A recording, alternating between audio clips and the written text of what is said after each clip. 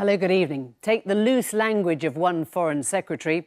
Tonight we tackle the question of information warfare head on and how public understanding can be redirected when misinformation becomes a powerful political tool. That was Gabriel Gatehouse, and we're going to be talking a little bit more about information warfare more widely in a moment. Full lot to answer for tonight, doesn't he? Produced in Russia was the tweet that was written on March the 22nd. Yeah, and that was deleted. Governments of 27, 28 other countries. That is why we had chaos in the vacuum. Let's just examine the reaction there has been. Of course, Russia has tried to exploit. And her foreign secretary completely undercuts her. No, well, you're exaggerating. You've got a point, but you're exaggerating it, if I may say so. With us this evening.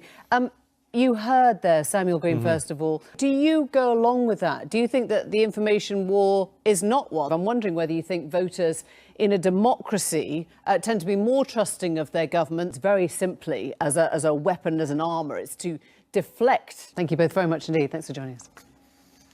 Meat has never been cheaper. As countries get richer, their inhabitants demand more meat. Trump's old fans do. Steve Bannon, one-time chief advisor at the White House, told him to hell with Wall Street and the future goodwill of the nations. Here's Helen Thomas. Little goods crossed, how cheap labour is overseas. This is the correction we always had coming.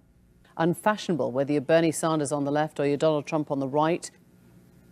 Well, you know, it's interesting. Obama or, the Democrat before him, Bill Clinton, with most favoured nation status. Well, I think it's tough to see. Time for a Views Night. Newsnight space for comment and opinion. Has to pay more attention to how the European Parliament works. I met up with a Norwegian crime novelist to talk about his competitive spirit, his sense of prophecy, and how he turned 16th century verse into a thriller. That is all we have time for tonight, but